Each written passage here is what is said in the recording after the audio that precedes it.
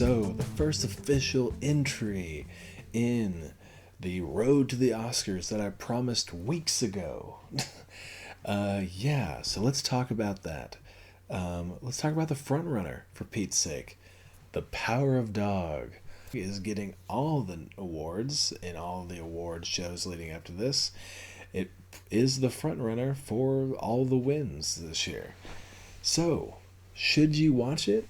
It's got Benedict Cumberbatch, who's amazing as always. It's got Kristen Dunst, not so bad, not so bad. She's got the chops. Her in real life husband, Jesse Plemons, very underrated. Their work together on Fargo, tremendous. His work on Breaking Bad, great. His role in Game Night with Jason Bateman and Rachel McAdams, absolutely gut-busting, hysterically dry humor. So good. Underrated. And you've got Cody Scott McPhee, who's odd, but, he has done well in westerns before. Slow West, great western with him and Michael Fassbender.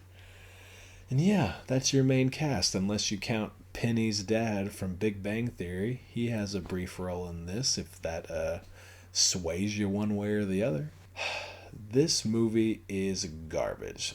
It is a pretentious hot pile of garbage. I wouldn't, if this movie was personified and I was told to invite it or Tommy Wiseau's The Room. Oh, hi, Mark. If those two movies got personified and I could only invite one to my dinner table, I would choose Tommy Wiseau's The Room. Because that movie has more honest and genuine artistic integrity than I found when I watched Jane Campion's Power of Dog.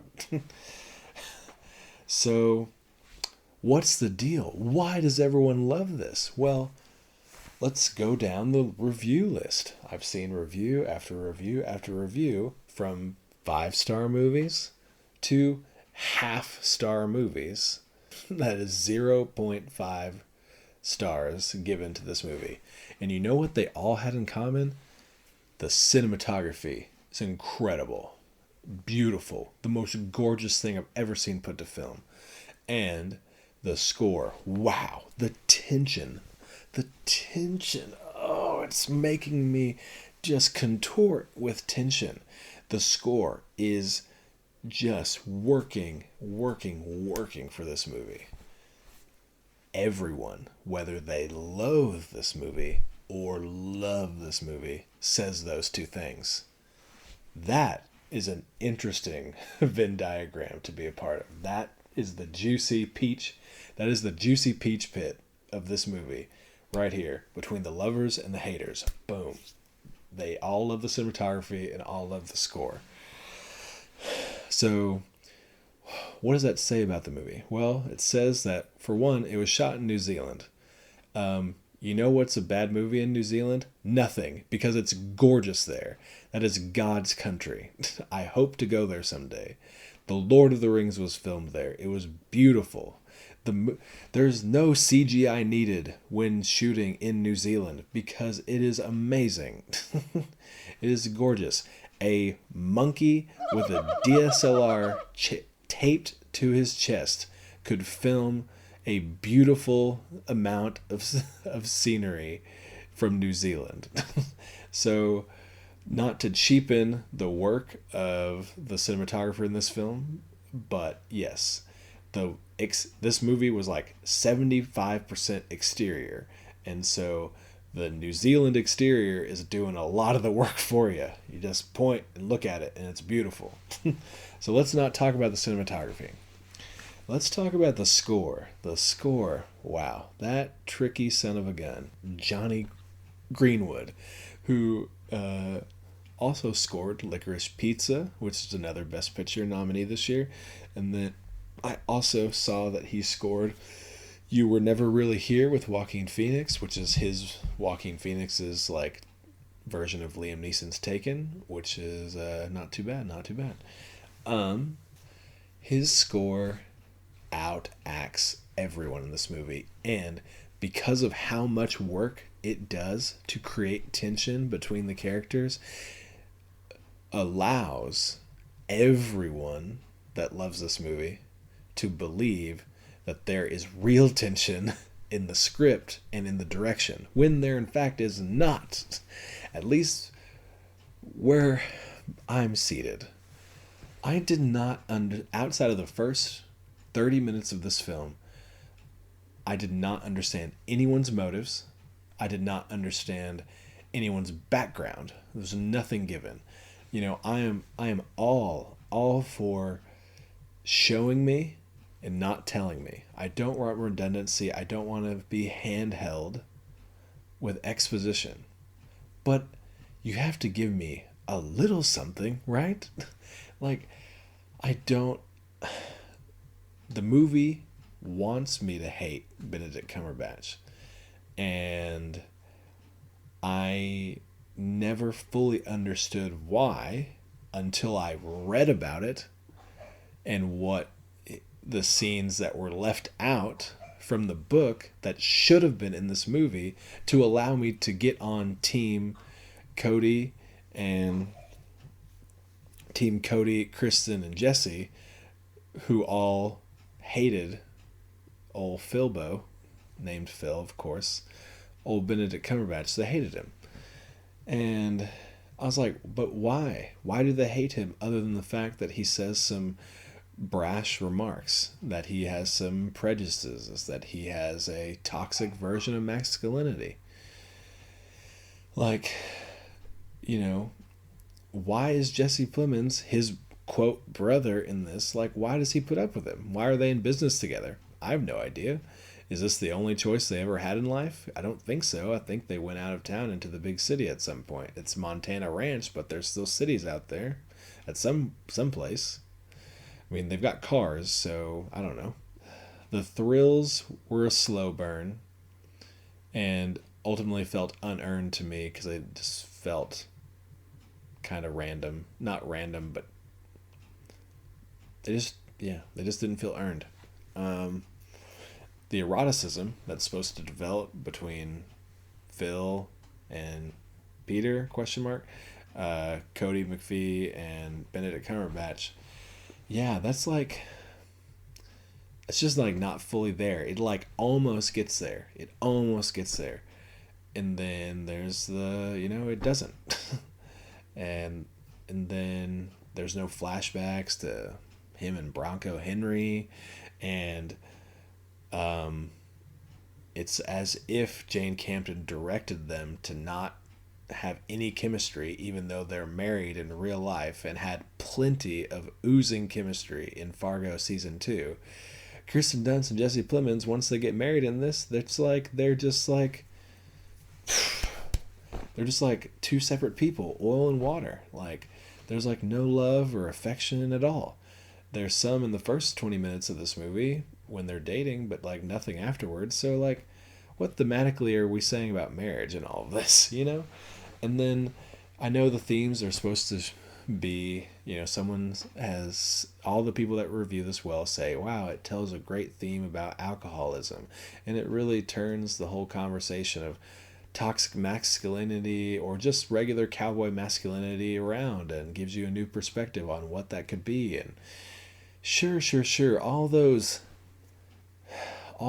elements came to the table, but they're raw.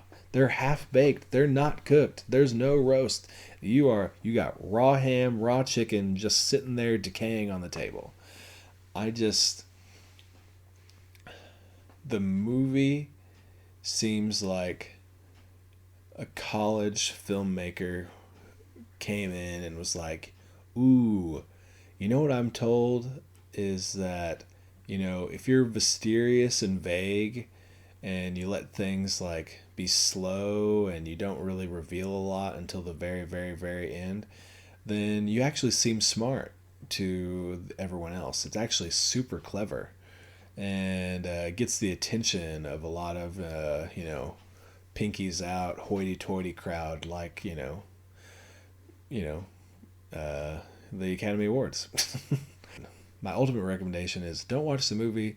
If you're interested in the story, go read the book. I haven't read it, but I've read several excerpts. I've done the research, and there are several scenes that were omitted and left out of this script that would have just so much more made this movie watchable for me.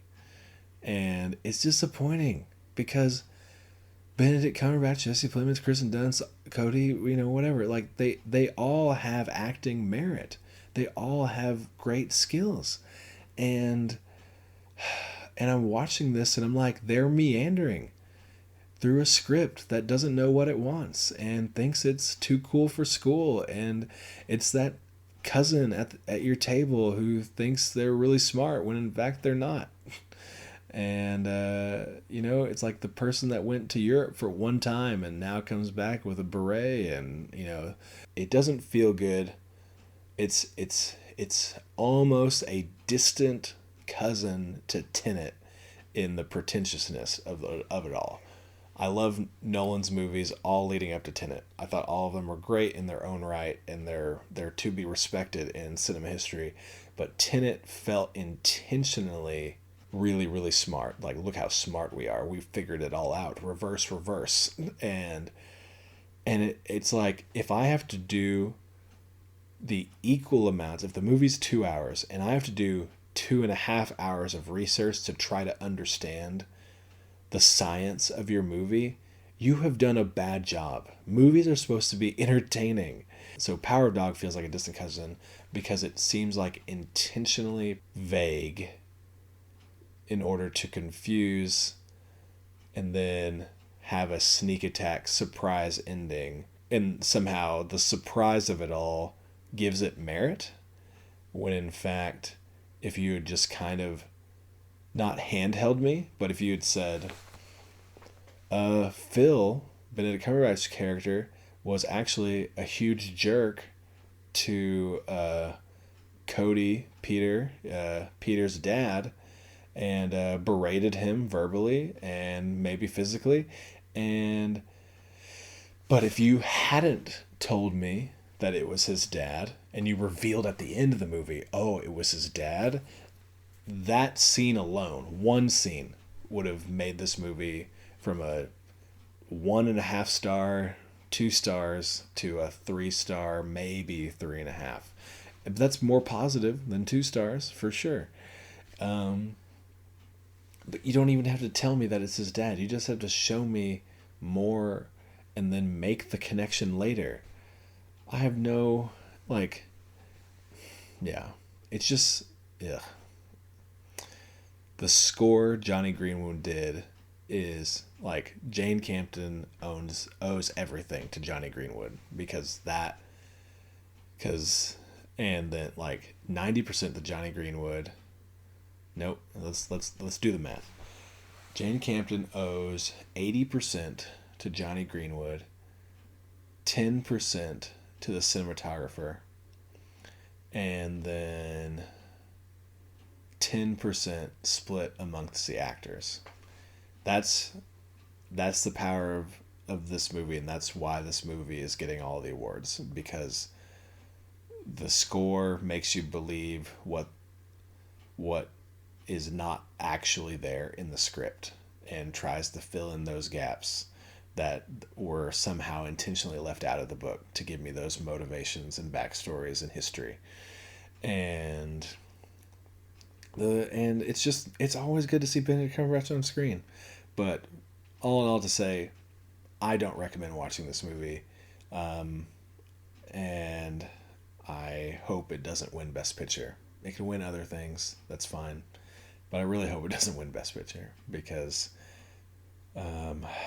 I guess if it's between that and Don't Look Up, I guess I would choose this, because Don't Look Up. Anyways, we'll make another. You saw what I thought about that in the last video. But tough. It's a tough road to the Oscars, people.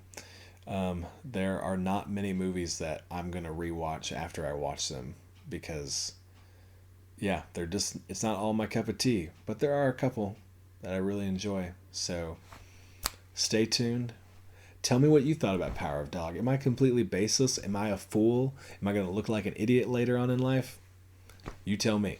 But I look forward, and I'm open to hearing all these conversations. I'm open to hearing someone try to explain to me why this movie is amazing outside of the score. And yeah, next up on the road to Oscars is Nightmare Alley. Look for that next time, and we'll see you then.